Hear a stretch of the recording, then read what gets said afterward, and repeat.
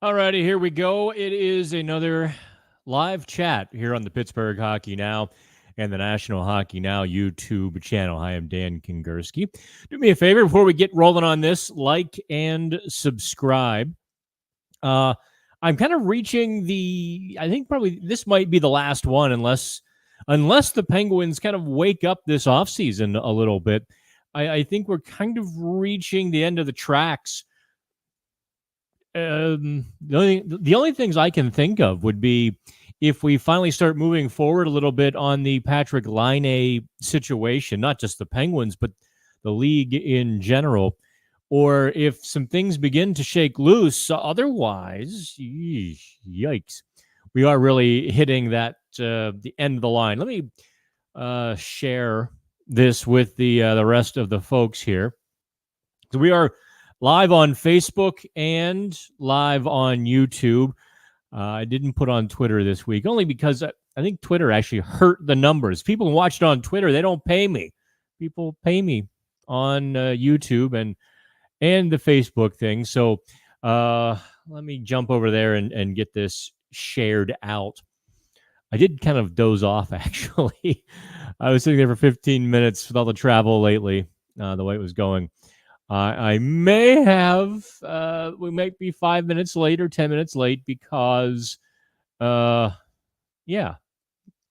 All right. So in terms of what I've been doing on Pittsburgh Hockey Now this week is the state of the Penguins, as well as kind of putting the Penguins in real context. And that real context is the division. And I'm going to maybe expand that out a little bit to do another little piece, putting the Penguins in context with the wild card contenders. We're talking Detroit, we're talking Ottawa, Buffalo, you know, Washington, New York, might even be Carolina, though we did Carolina today. So here we go. I'm going to hit send on this tweet live now. Join in. All right.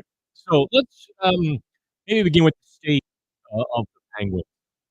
I do not, I cannot find a reason or an ability to in any way say they're better than they were several months ago.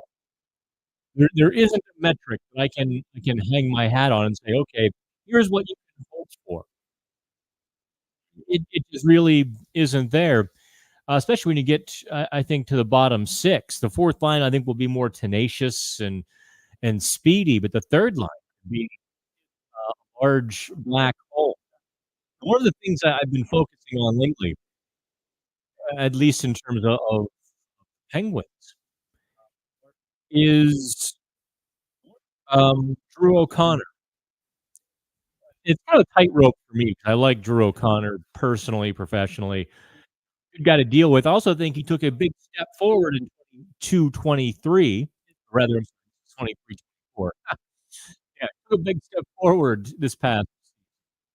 And I didn't want to take that away or diminish it when I'm analyzing the current Penguins lineup, because you know how this world is. There's no such thing as nuance anymore. It's either extreme this or extreme that.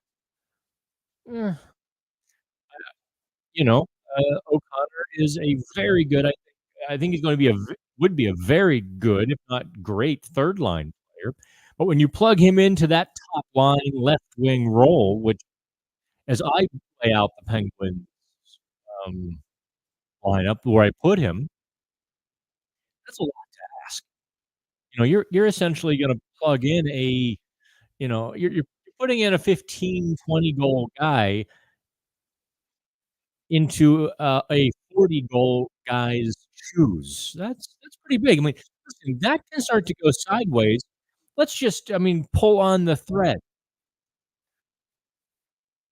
How much pressure is O'Connor going to feel? Let's just say, he starts to think, geez, Jake Gensel is at this rate, or Sidney Crosby needs this. He tries to become that player, that's when things go sideways. Especially for a guy like O'Connor who's had a steady, if not slow progression from kind of an unheralded, undrafted player, out of college, signs as a free agent, worked his way into the NHL, but sent down, back up, sent down. It's been a process without question for several years now for O'Connor. So, is he mature enough or confident enough in himself to block out the external or even some of the times the internal pressures? The worst pressure can be sometimes what you put on yourself. Can he keep his game, focused on what he does best? And I think, that's gonna be a big thing. When you put that against, say, the Washington Capitals, which is why I'm doing the entire, Metro Division series right now, because that's the little universe where the Penguins live. Look at what the Capitals did this offseason or have done or are doing. I'm not quite sure what the proper tense there would be. The only, downside would be Pierre-Luc Dubois, and even that has a chance of working as he matures, as he, gets into a new system. Didn't work in LA. Um, didn't work in Winnipeg. It didn't work in Columbus. So I get, but I think it has a chance to work in Washington because there's never been a question about the guy's talent or ability. Then you plug in upgrading goal, Logan Thompson.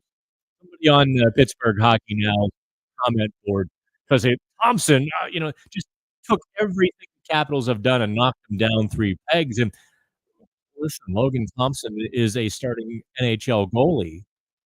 I mean, he couldn't get free and clear in Vegas because, he was coming along as a young goalie, hurt, serious. I mean, he suffered a significant injury, missed, half of the season or so in 2023. So Aiden Hill, who was 3rd or 4th goal on the depth chart, steps in, has the playoff run. And even Aiden Hill was behind Laurent Brossoit, although I never understood that. I made waves in Vegas when I called for Aiden Hill to leapfrog Brossoit, but then he did, and then they won the cup, and everybody got not so mad at me. You get what I'm saying? So now Vegas has a choice to invest in the unproven Thompson or invest in Hill, and, this past season, I thought Logan Thompson was the better of the 2 goalies, but you still can't get free and clear because they're paying Aiden Hill, blah, blah, blah. Capitals swoop in and capitalize, no pun intended. You do that with Jacob Chicker. Notice I called him Jacob, not Jeff. Taylor Radish is also, another good addition, and, uh, Matt Roy, they're better. The Capitals made the playoffs, and they took significant steps forward, whereas I don't think the Penguins have, and that's kind of what I'm struggling with in Penguins having several million in salary cap space left, right? I don't understand the thinking by not going aggressively toward the free agent, line this year. I don't understand getting Kevin Hayes when that $3.5 million could have been put towards a top line left wing. This is kind of and I don't want to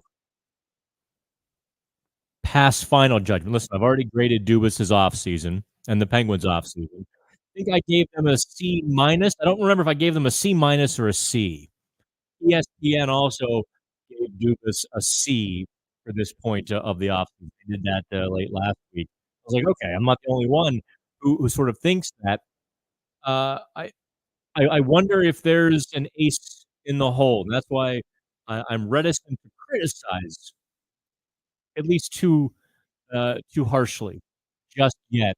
Because let's say he goes out and he lands a Patrick Laine or figures out a way to get, Ehlers or one of the big names on the trade market, then you're like, "Oh, well, that changes everything." I think the Penguins are at that point where if they don't do anything significant, I'm going to grade them an F in September for their offseason. No ifs, ands, or buts about it.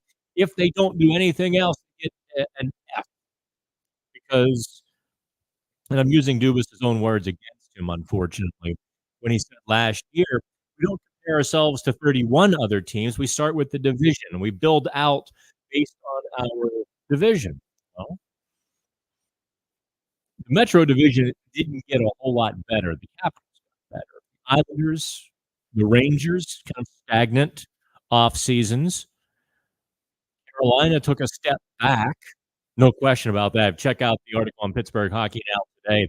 Oh, Carolina. I didn't realize, quite until I put the lines together for the Hurricanes. Um, they're not a good team right now. They're kind of a middle pack team. One injury to their top line, like if Aho, Jarvis, or Svechnikov goes down, they could be in real trouble because they won't have the offense to get that timely goal, which has been one of their hallmarks for the last, 3 or 4 years. So that's maybe an opportunity for the Penguins. The Flyers are gonna be a little bit better as some of their prospects get, a little more seasoning and marinate. They got Mishkov, he's gonna take a moment to it. Only Carolina got worse, and so I think the Penguins are a bit worse, although not significantly like Carolina. What happens next? That's a huge question. All right, let me get to some of the, questions and comments here on, actually, both Facebook and YouTube can comment live. Let's, take a look here.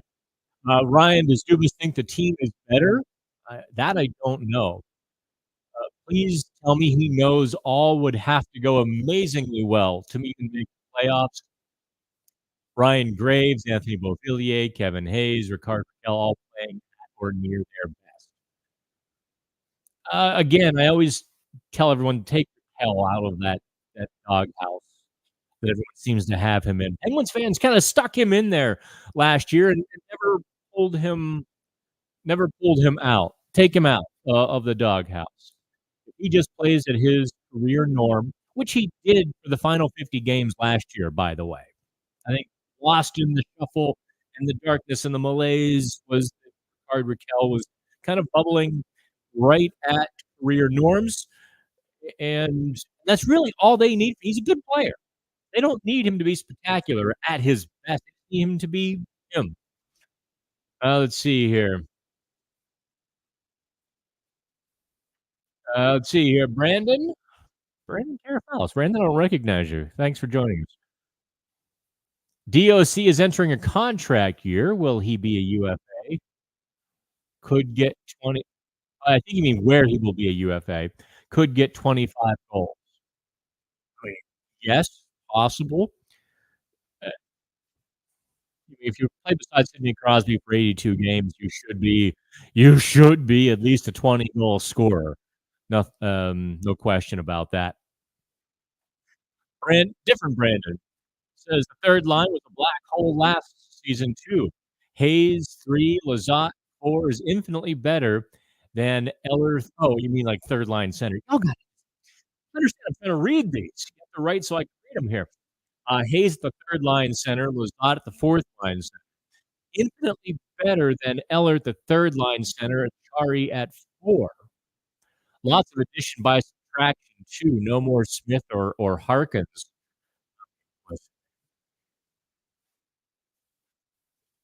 If you're worried about Harkins never dragged the team down. He just didn't add what they hoped he would add. Hayes 3, Lizotte 4, better than Eller and Achari. Brandon, I think you're hoping there. I think you're sprinkling your toast with a good dash of hope because Eller, Achari were solid. I mean, Achari has more to give as a winger in terms of team identity, in terms of production, forecheck. He has more to give as a winger than a center. But if you're gonna tell me that in either of those guys were not what the Penguins expected, you'd be wrong. So that's a little bit I don't quite know what to say to that. Hayes better than Eller as a third line center? Um, yeah, I'm gonna go ahead and disagree with you there. All right, Flux. I do wonder if Dubas can get a winger via trade. Does he look at Nikita Gusev on a prove it deal? I It would have to be a prove it deal, a very cheap one at that. He wants to come back to the NHL and had 89 points in 69 games in the KHL last season. I suppose, but I think we're kinda getting to that point where the the KHL season begins in a month, does it not? They begin in, like, late August? In middle August? So, we're kinda to that point where if it were going to happen, there's still something screwy going on with the whole Russian thing. They let a lot of the kids come over. Like, don't, underestimate what it meant for Sergei Murashov, the Penguins' stud little goaltender there, Murashov. Don't underestimate what it was for him to come over. I think the Penguins were elated that he was able to do so. Part of him being able to come over for a development camp a couple of weeks ago was that his contract is in between being renewed. He needs a new contract, a new team, um, and there wasn't anyone to tell him no. As soon as he signs that new contract in the KHL, or maybe he's subject to a tug of war. Whenever you're dealing with Russia, there's always a bunch of stuff that is unsaid, um, innuendo. It's because there are things over there going on that you and I just almost can't comprehend. So, Evgeny Kuznetsov going back over to Russia despite a really good second half of last season after he got through the players program and got to Carolina, he lit it up. I mean, he was looking like the old Kuznetsov, and then poof, he's gone. Like, what the hell? What is that about? So, Mishkov and there was another Russian who got the ability to come over sooner than later. I'm drawing a blank, but, uh, and yet they're pulling other players back. It's almost like they've got a scorecard they're keeping over there. "Oh, we let these other players come over, now we're gonna take back some other veterans." Um, Anywho, so Gusev probably falls somewhere in that tangled web of mystery and intrigue or whatever the hell goes on with, the KHL. There's even supposed to be sort of a move to have the KHL no longer run by the oligarchs and be run more by a hockey federation. You just never know. I have zero trust of Russia and everything, anything it touches. Okay. Um, BJ, I feel like we have too many forwards, not even including young guys, 4A guys. Nieto on long term, so would not be surprised. Come on, I would not be come on, so I can read it all. So I would not be surprised to still see an Eller trade. I think that is more likely mid-season. I think we've come this far. And Dubas, is probably just waiting until somebody meets that second round price. I would expect that to be the going rate for Lars Eller. That's what Washington got for him, trading him to Colorado as a rental. I would certainly think. I mean, Eller did nothing to hurt his value last season with the Penguins. If anything, he increased it because of the leadership and the rock ribbed attitude that he showed in the face of just a crumbling team. He was the guy standing up and saying, "Not good enough, guys, not good enough. We can do better."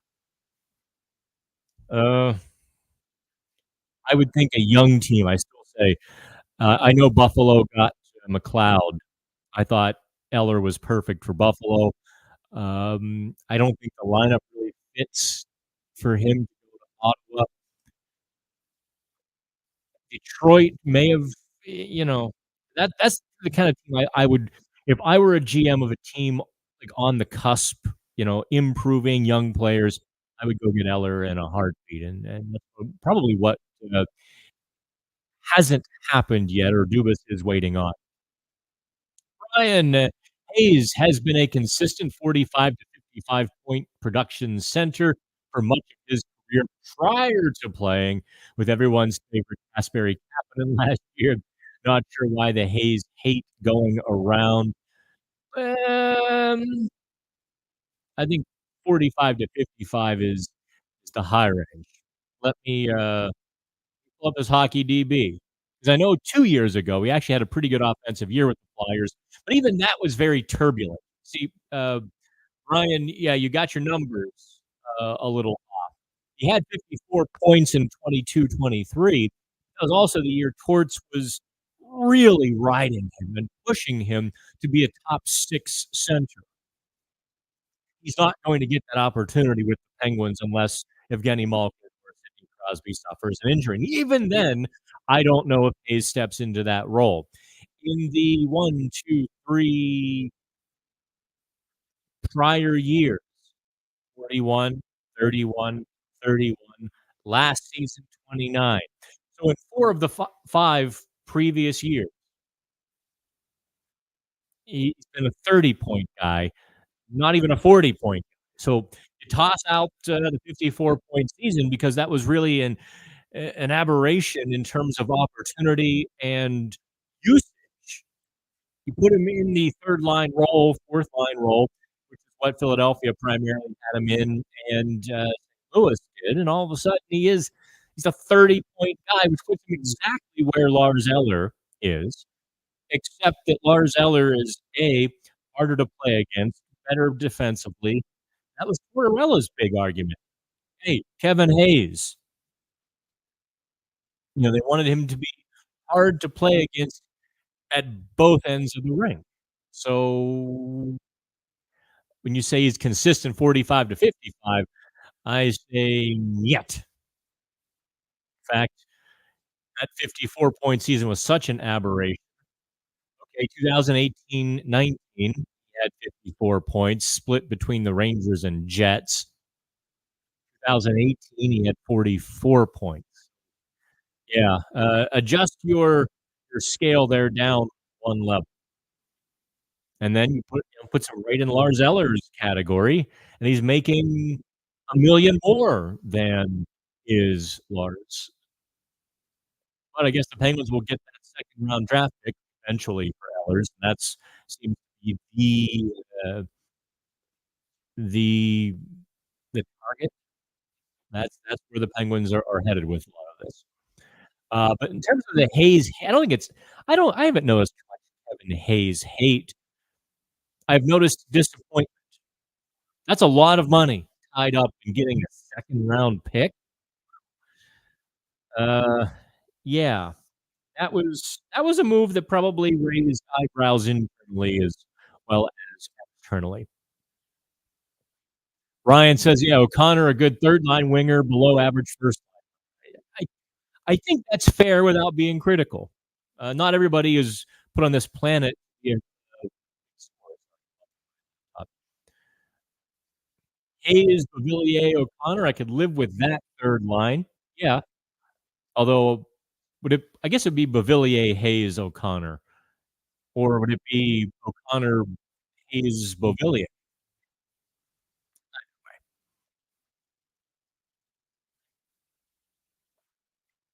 If O'Connor is staying with Crosby, BJ says, "I'd like to see Raquel be tried on the third line." W Why? You're gonna take the offensive winger off of Crosby's line, put him on the 3rd line, and put Sidney Crosby at that point, you'd put Crosby with O'Connor and Beauvillier. I'm gonna quibble with your team construction there, BJ. All right, let's see here. Gary, will the Penguins ever trade Jari and get a first-line winger for Sid? Um, I okay, listen, I've been talking about this Jari trade. I think I've been maybe moving it under the rug lately, only because it's not happening right now. Here is I bear with me. I know a lot of you are like, "Ah, here goes Dan on the Jari thing." Uh, they're not trading Tristan Jari until Joel Blomqvist is ready. There was question if he was at the end of the season. Like, I think they were internally excited because Blomqvist had a pretty good season in the American Hockey League, and so they laid out the final exam for him, that being the playoffs, the AHL playoffs, and he flunked his final exam. Something can be said for the fact that his body of work over the course of the season was pretty darn good, but they wanted that pressure turned up on him. They wanted to see, uh, how it was in that pressure cooker, and it wasn't just that, Wilkes-Barre lost 2 straight to the Lehigh Valley Panthers, a team, very similar to them in terms of quality, etcetera. It wasn't just they lost, it was that Blomqvist was fighting the puck, especially in the 2nd game. He made almost all of the saves. I think they lost 2-1 in game 1, and, JD, I almost called boy, that would have been a, Freudian slip. I almost called him JD too. If you know who JD, yeah. Uh, JD Forrest kind of told me, he's like, "Oh, no. Blomqvist had no blame in game 1." I disagreed because I didn't think he faced a lot of great shots, but he kind of didn't allow his team to get comfortable. They were constantly cleaning up loose pucks, rebounds. They were having to defend a whole lot harder than they should have had to. In game 2, it's kind of a sieve. I mean, he was just, you know, rebounds and missing pucks, and there was one bad goal scored on him that wasn't a goal, it was a high stick, the guy's head, and all 4 officials missed it. Like, even all the players kinda stopped assuming it wasn't, and then it was a goal, but they lost 5-4 as I recall, and except for the high stick goal, 4 goals were kinda on him, and it was just wasn't good enough. And I'm not bashing Blomqvist or saying he won't be an NHL goalie, far from it. I'm saying when they gave him the final exam, he didn't perform as they needed him to. And you heard Kyle Dubas at the NHL draft say, "Well, signing Nedeljkovic gives Joel a chance to breathe." Translation, it gives him more time to ripen. When he ripens, all bets are off, regarding Tristan Jarry. It will be easier to trade Jarry the less time he has on that contract. What a great contract. And part of the Jarry argument that exasperates me and exhausts me is the number of people who want to drive in the rearview mirror or hindsight it forward. Well, they never should have given him 5 years. It was July 1st. You don't get a choice, really. You get a choice in meeting the player's demands or not. He'll say, "Well, then they shouldn't have signed him." Then who the hell were you gonna get? There was no one left. I mean, you saw the play of the 2 goalies on the market last July 1st.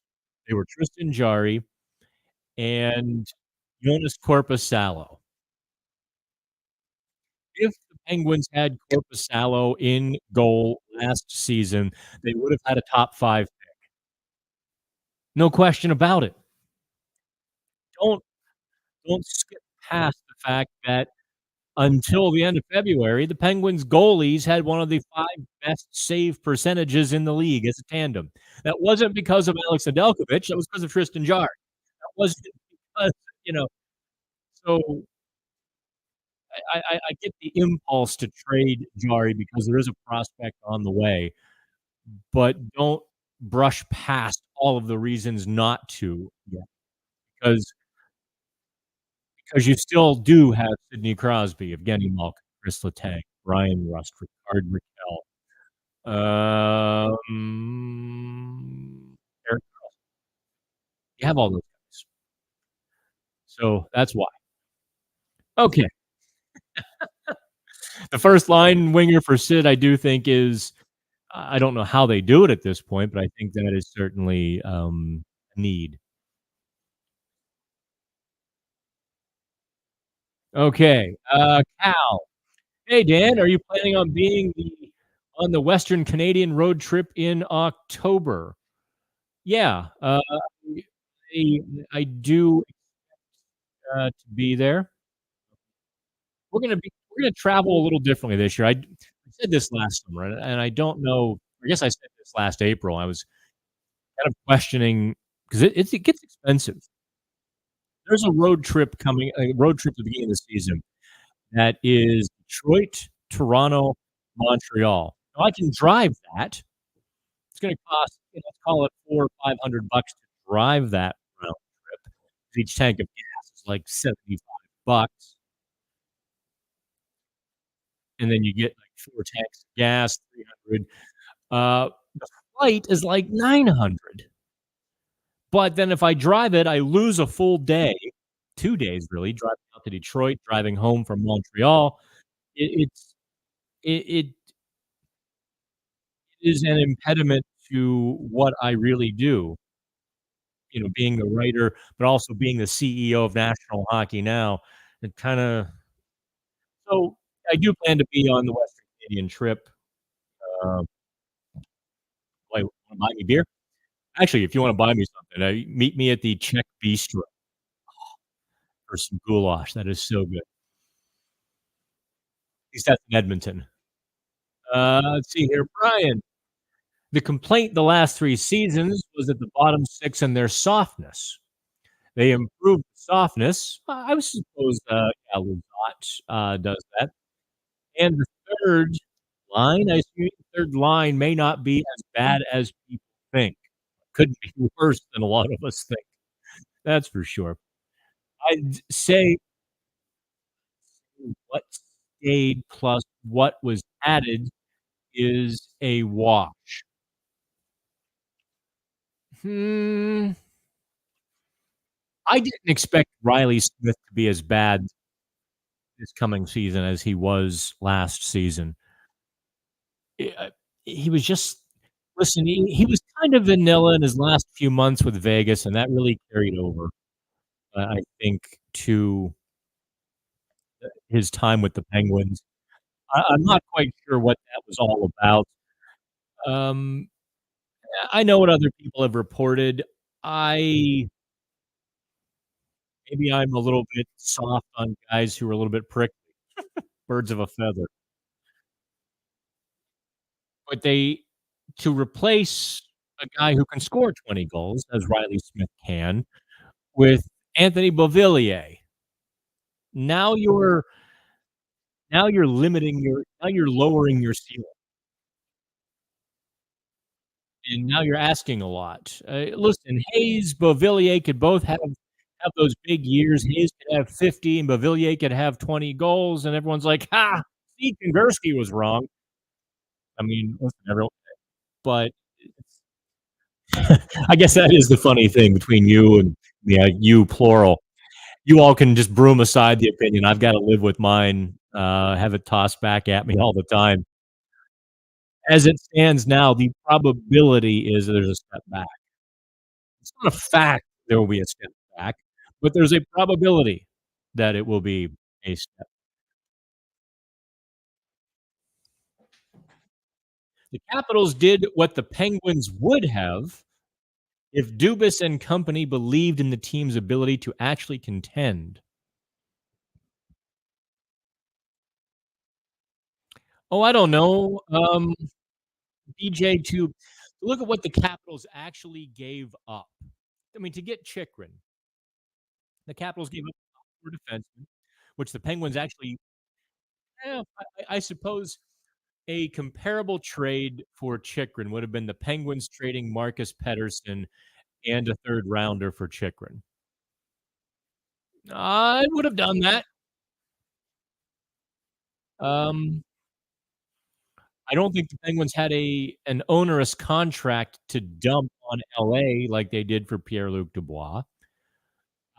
And they certainly didn't have space for, a 6-year contract for a defenseman, at least not this summer. I don't know. I think Logan Thompson was had pretty cheaply, as well, and the Penguins couldn't have done that because of Jari and Nedeljkovic. So, I think the Capitals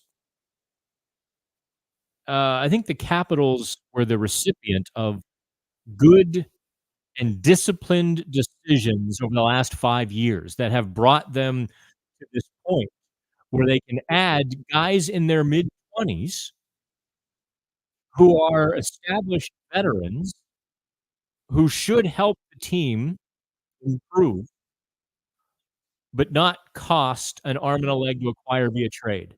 I just thought they were I think the Capitals had the best offseason, short of the Nashville Predators.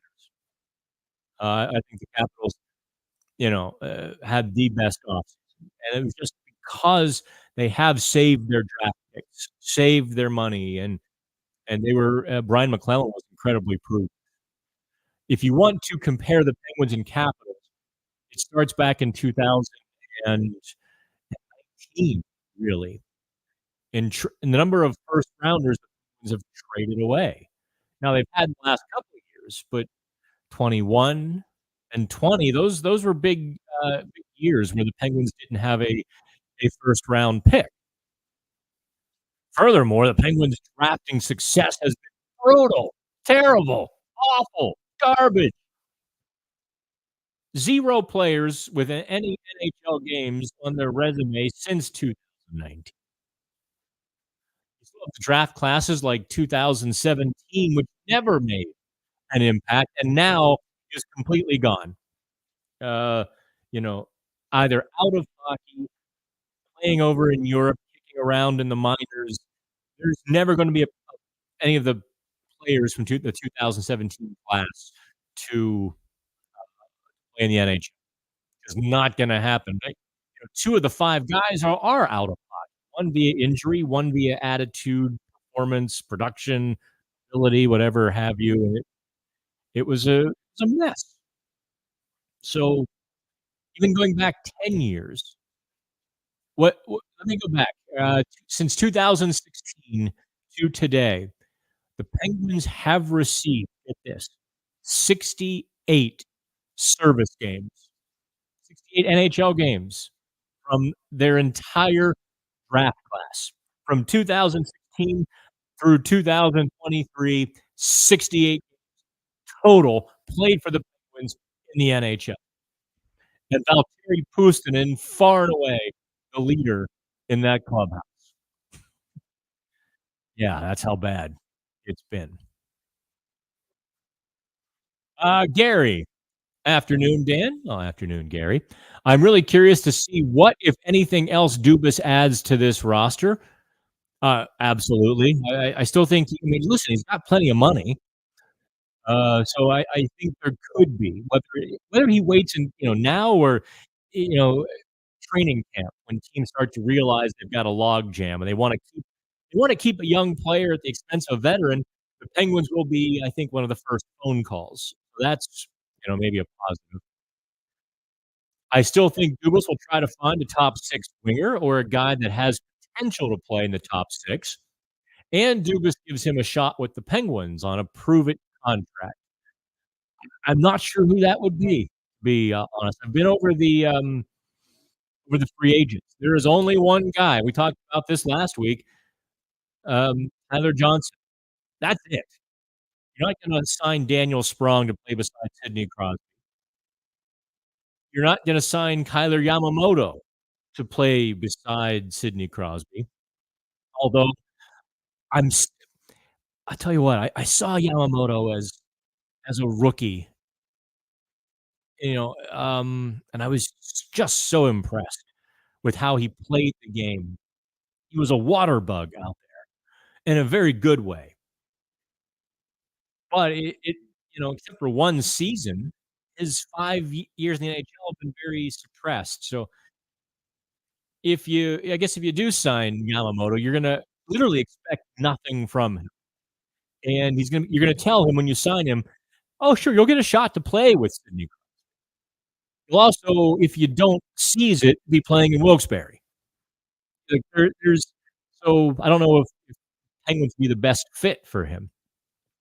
Anywho, also, I continue to hear the talk of moving Jars by the deadline this season. That's certainly listen, Penguins are behind in the Penguins are 8 points out of the playoffs. Everything is except Sidney Crosby, most likely. Otherwise, everything else is absolutely on the table. Matthew Clark, what up, Dan? Well, what up, Matthew? With the lack of big moves not being made, is Dubas hoping for some young guys to take bottom six roles? Hoping? Yes. Did he leave open spots? No. Um, no, the reality is there's really only one open spot in the Penguins line. So, what happens to, Vasily Ponomarev, Sam Poulin? Uh, I'll tell you what, listen, guys, I watching him in the beauty league. Tristan Broz last night scored a beauty of a goal. Let me see if I can share the screen here. I mean, he scored a wicked goal. I think I can, in fact, play it. Let's see here. I share the screen. There we go. Oh, okay, let me figure this out. Bear with me. Oh, okay. I know how to do it now. Okay. So we're gonna share the screen. If you didn't see, Broz's goal last night, watch this. Okay, now we're sharing the screen. So we're gonna game here. there we go, watch. As We're a shot between the gets legs. it through. Broz, what a goal! On the shot. That was Broz who scored the Tristan goal. Broz put that one on the highlight Holy reel. cow. 125 Tristan Broz, to go. he was Some extra flair 2 years ago. from the former Denver Pioneer, 15 to 8. Somebody clip that. Go to the net. Put it on YouTube. Oh, Play it's already between on the YouTube. dots. Put it back It's on harder to YouTube. play Make against. its I'm own thinking clip. the guy's going to be a grinder. He has a bad start to this past year with Denver.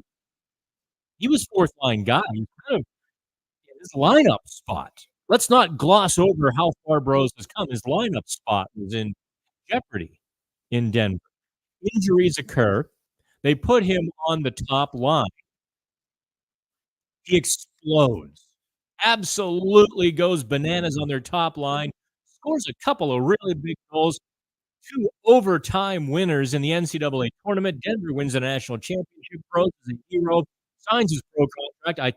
More important, I thought he looked very good with the Wilkes-Barre Penguins in the playoff game. So listen, it was a very difficult situation. He wasn't overly happy with how he played. I judged him very differently. I was very impressed with his aggressive forecheck, how quick he's become. His skating is infinitely better today than it was 2 years ago.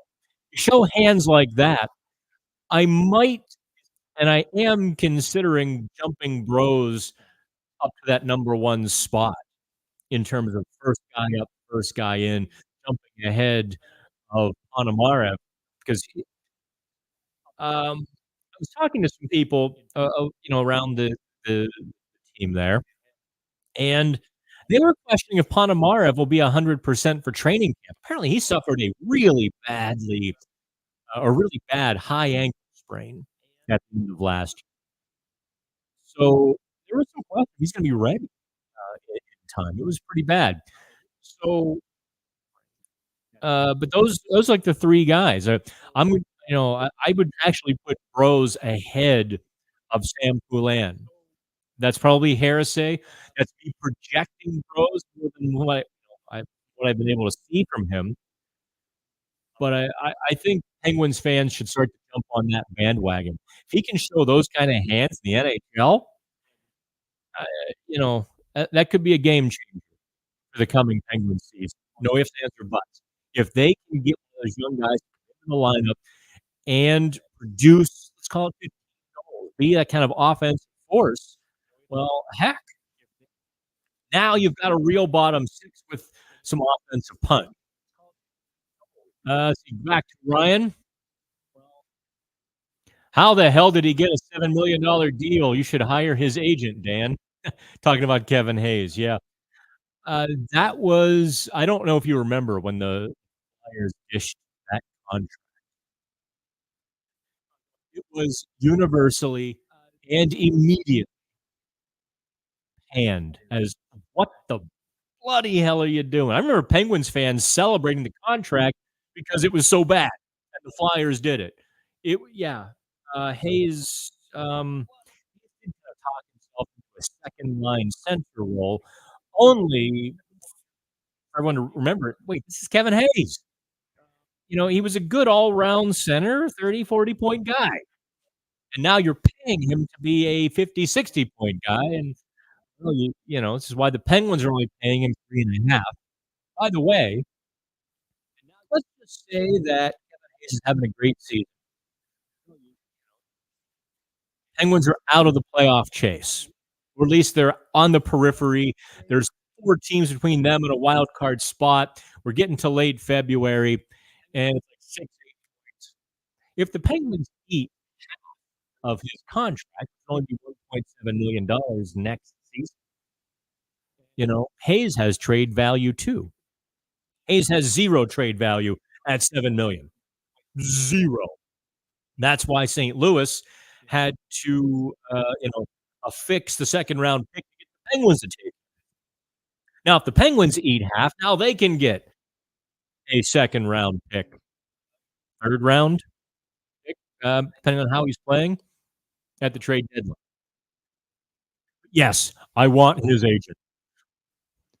All right, Brandon, I agree with your assessment of Achari being more useful as a winger, but as some that But as some that watched a lot of Kings hockey the last few as someone there we go. But as someone that watched a lot of Kings hockey the last few years, Blake Lizotte played a type of game that people were claiming Noel did. Yeah, listen, there's no question that Lizotte is gonna be a little ball of hate for the Penguins, and I'm down for that. I enjoy watching, players who play that way. I don't know Lizotte is going to be the center, though. I think Lizotte's going to be on the wing with Achari. You're going to have a couple of crash and bang bookends there, which will be fun. But they're going to provide 0 offense, which is going to put the impetus, the pressure on the third line. That's Hayes and Beauvillier and Puustinen or whoever else they slot into that role. Okay, Steve says, let's say Poulin, Ponomarev, or another young player wins a bottom 6 role. How much salary can be stashed in the AHL if necessary? I think it's $1.15 million this season. It might be off by $100,000. It might be 1.25 soon. Either this coming year or next year, just 1.25. So that's where we're at with that. So let's just say they put Beauvillier in the American Hockey League. He would cost either 0 or $100,000 against the cap structure because he would be. If Pittsburgh had a similar season and again we're selling at the trade deadline, who gets moved? Expiring contracts like Eller, Pettersson, Grzelcyk, Beauvillier, Nieto. Does Dubas make Jari Raquel types available? Yeah, the best way I can say it is the Penguins are not going to make the playoffs, or they're on the outside. Everybody is on the table.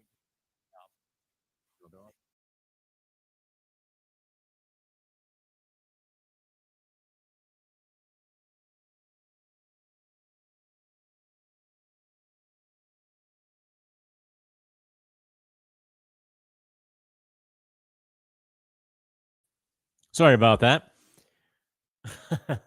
I don't think. Hopefully, we're back. I don't think we need to talk about. That's the weird thing about iPads. If you scroll, yeah, everybody's on the table to go. Okay. Wilkes-Barre, in theory, should be quite good. I agree with that. That's right. I forgot. I can put questions on the screen. There. Yeah, Robert Murray if I need an agent.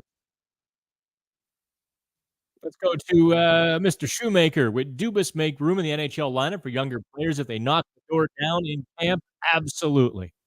I think he would move heaven and earth to get a young player into the lineup if he thought they were ready. I mean, he wouldn't lose assets to make it happen, but he certainly, I think, would be happy waiving a player to do so. In fact, last year he said such. Last summer when Dubas, took the job and was talking about his philosophy, he said very plainly he doesn't worry about putting guys on waivers. And if they get claimed, so be it. Good luck. God bless. Take care. So long. See you later. Gary says Tristan Broz has potential to be a solid middle six player for the Penguins. He might even be a middle six center, like a third line center. He is a natural lefty center. And just like so many of these kids, he has to play to his potential. Reality is over the next 2, 3, 4, 5 years, Pens need these young players to play to their potential ASAP. It is crazy to think, but 5 years, yeah, that's where we are at. Oh, Keith says, "I am really breaking up." Um, testing 1, 2. If I turn up, all right. I think I have. If I'm breaking up, then I have isolated. Yeah, I have isolated. Sorry, guys. So why don't we end it there? I'm breaking up. Let's call it a day, and I'll have to replace. Here's the piece. Everyone's like, "Oh, your cables, your cables." Actually, it's this little bugger right here that connects my studio to the MacBook. That's the problem. Okay, y'all come back now. You hear? All right, later, guys. Thanks.